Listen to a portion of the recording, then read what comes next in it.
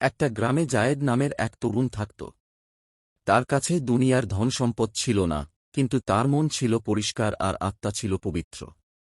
সে সব সময় সত্য কথা বলত, মানুষের সাহায্য করত আর নামাজ আদায় করত। এক পরীক্ষা। একদিন গ্রামের বড়লোক জায়েদের বিরুদ্ধে মিথ্যে অভিযোগ দিল যে সে নাকি চুরি করেছে। গ্রামের মানুষও তার সম্মান নিয়ে সন্দেহ করতে লাগল। কিন্তু জায়েদ কারো সাথে ঝগড়া না করে আল্লাহর দিকে মুখ তুলে দোয়া করল, হে আল্লাহ, আমার মন আর নিয়ত তো তুমি জানো, আমাকে সবর দাও। 2 ঈমান আর আত্মার শক্তি। দিন যায়, রাত যায়, জায়েদ অপমান সহ্য করল, কিন্তু তার আত্মাকে কখনো কলুষিত হতে দিল না।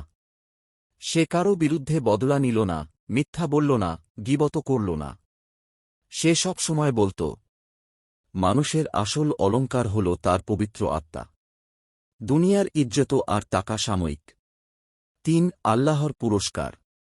কিছুদিন পর আসল চোর ধরা পড়ল। গ্রামের সবাই বুঝল জায়েদ নির্দোষ। সবাই অবাক হল যে এত বড় অন্যায় সহ্য করেও সে কিভাবে সবর করেছে। এরপর থেকে মানুষ তাকে ডাকতে লাগল পবিত্র আত্মার মানুষ। এই গল্প আমাদের শেখায়, আত্মার আসল পবিত্রতা হল গুনাহ থেকে বাঁচা, সত্যে অবিচল থাকা আর সবর করা।